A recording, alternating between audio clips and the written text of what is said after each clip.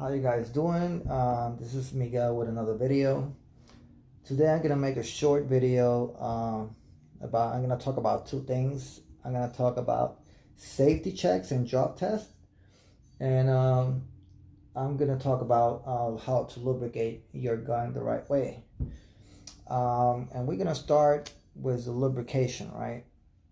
I've seen a lot of people that they grab the CLP or whatever you're using to lubricate your gun, and they start, just pushing and pushing a lot of oil inside there, and they think they're doing a great thing and they're doing a great job. No, you're doing a very bad thing about it. You don't want to just wet all this of oil. I've seen people that this thing starts shining because they just fill it out with a lot of oil. There are some parts inside your gun that should not be lubricated, right? You should keep them dry at all time. And about lubricating a lot, one of the main problems is that lubrication runs all over the place, especially when it gets hot, right? So the gun, when you shoot it, it gets full of gunpowder, right? So that gunpowder will start traveling all over the empty spaces and between the trigger, and it could cause you to jam your trigger. It could cause you, like, you could hear like scratching that is all the dirt and the debris with all the oil, and you could get your hands all full of oil every single time. When you touch your gun, you're gonna fill it out of oil, and you don't want that to happen, right? So just stay out of that. I don't use a lot of liquid CLP. I just don't like it. What I use is a paste, right? It's a CLP, frog lube, and this is a paste, right? This is the best of the best. It is solid, right? So what I do, sorry for my English, I'm trying to explain myself the best I can, right? I put a little ball there, okay, right here, and in the other side right there I put another ball here inside and in the other side. All right, so when you put your slide and you rock it back and forward, that will lubricate everything, all the rails, so that's what you want. All right, another place where I put a small little ball is right here on the vertical extension crucifix. It's right here. All right, because your striker rubs there, so it can help it, lubricating and go more smooth, right? So that's what I like. That's what I'm looking for. All right. With Q-tips, what I do is I take a little paste and I start rubbing here and rubbing there, because this makes contact with your slide, so you want to maintain it lubricated. So I grab it here, I grab it there, and put around here and right there and right there, so you don't see a mess of oil in my gun. All right, I put lubrication in there, like on top of it, on top of those two rails and these two rails right there. All right, that's what I do just to the handle. The rest of it is dry. It's just dry. Some people put oil right here. Don't do that. All right, there's a lot of gunpowder that goes there, and the lubrication will just dry it out, and it'll cause this not to work like it should. So do not put oil inside there, right? Just don't do that. If you want to do it, go ahead, but I'm just telling you not to. The slide, I seen slide all this shiny and full of oil, and if you see mine is dry. Why? Because the plunger is one of the safety, and this gun and the plunger should stay dry, all right? It should not have any type of grease or oil, right? And that is safety. This is your life. That's one of the main things that gets you a safe gun, all right? If this starts giving problems, you're gonna have a bad moment, all right? So you want to avoid at all time putting grease all over your gun, all right? You just don't need it, all right? So if you look at the rails, you can see this ball there, here, here, here, and in the front, you know, like inside there, inside here, in both sides, all right? That one right there is too much. So what I do is I just grab the little ball and I just stake it out, right? And just stick it in there.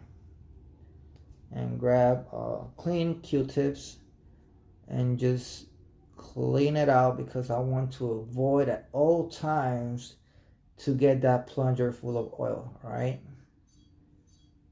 So that's the thing you don't want, right?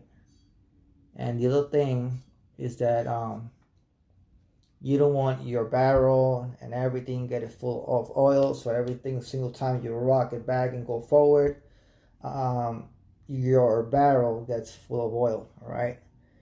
You don't want that to happen, all right? So I've seen people putting oil inside the striker. You don't do that, you know. The striker has to be dry at all time, just like it came from factory. That's how you're gonna leave it, you know.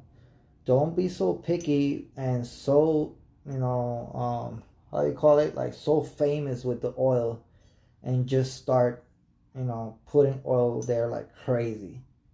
You know, clean your gun the right way.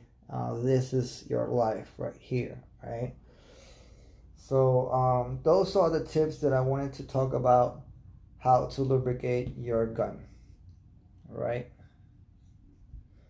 So let me put my gun, because I want to slide it back.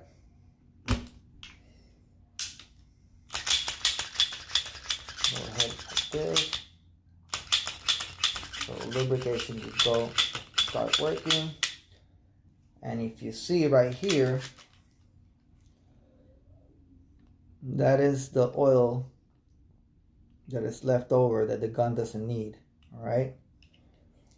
So you're gonna go ahead and clean that.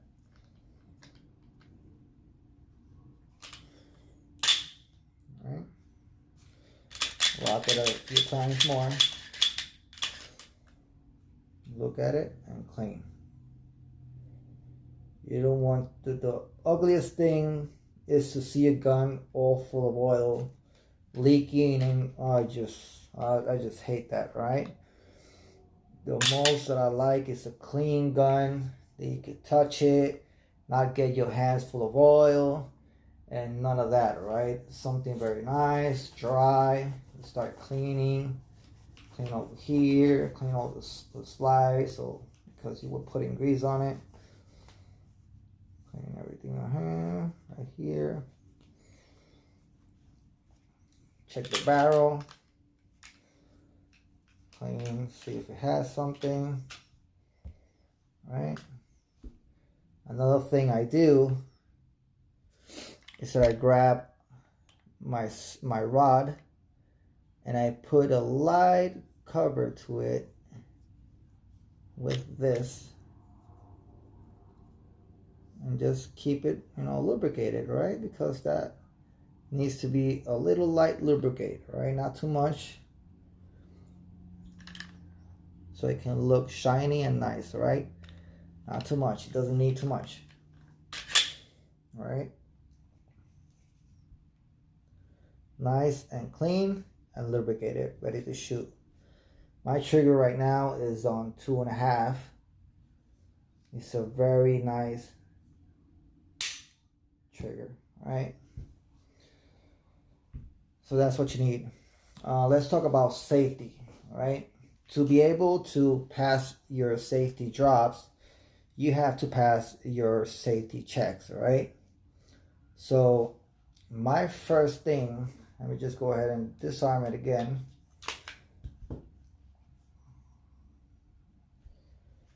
Okay, I see here that I have too much grease that accumulated right there. So you're gonna go ahead and wipe that out. All right, check if it has more in some other corners, and everything is good to go. All right. So the first thing we're gonna do is take the vertical extension. We're gonna push it forward. All right, and we're gonna grab it like this, and without touching your safety tab, just with two hands. Let me clean my hands because I got grease. I don't want to mess up nothing. All right, you're gonna grab it and you're gonna start pushing and pushing. If you push hard and it doesn't move, safety 1 is okay. All right, so let's go for safety number 2. All right, with your vertical extension forward, you're gonna keep it there, and you're gonna go to your crucifix. All right, your crucifix. I grab a pen. I don't like to put metal on metal because you could end up scratching your crucifix, and you don't want that to happen. All right, so you're gonna go like this, and you're gonna start pushing, and if it's solid, it's perfect. All right, so if it moves, so that's considered a unsafe gun. All right, this has to be solid. This crucifix cannot have any movement down. All right, so you have to just check that out. You know, grab like this and push it. See if it moves. That has to be solid. All right, so in case my gun, safety number 2 is good. All right, the other safety is the firing pin or plunger, whatever you call it, and it's this safety over here, right there, right here. All right, this will cause your striker to fire. All right, so you're gonna push your striker down hard to see if it passed the test. All right, and then you're gonna grab here and you're gonna push it. Let me see if you guys can see it there. I pushing down and I push, bang. All right, well, that means it's doing good. I put this back again like I'm rocking the slide back. I'll go again, push down, push here. Let me grab it good right here, bam. All right, so that means that safety number 3 is very good in my gun. All right, so my gun is considered a safe gun.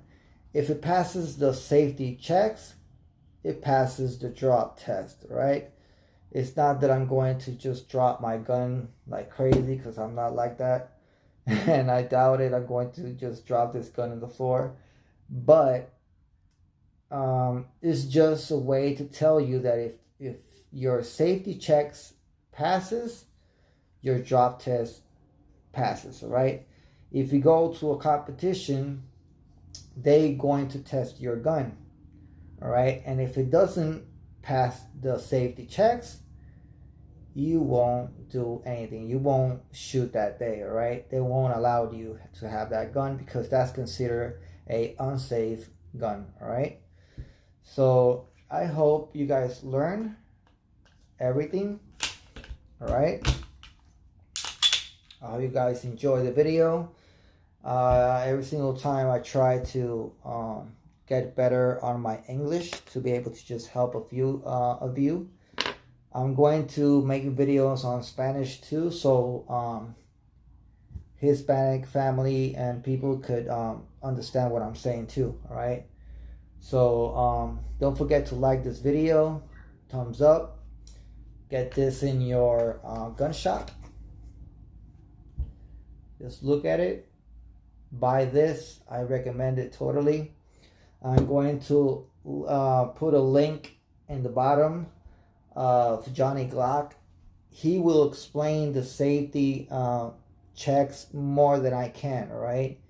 Because he's American and he could do it better than I do. But I'm going to leave it there. He's a master in Glocks. I am a follower of that guy. And everything I have learned, this was a 5-pound gun. And I took it to 2.5 thanks to him, all right? And I really appreciate everything that he shows in his videos. I'm a great fan of that guy. And maybe in the future, just to know that I have a gun that has been worked by Jhony Glocks, maybe one day whenever I buy another one, I'll give it to him, all right? So he can work on it, and it'll be an honor for me to just have a gun that is made by Jhony Glocks, right? So don't forget to like this video, subscribe so you guys can help me and motivate me to make more videos. And you have a great day. Peace out.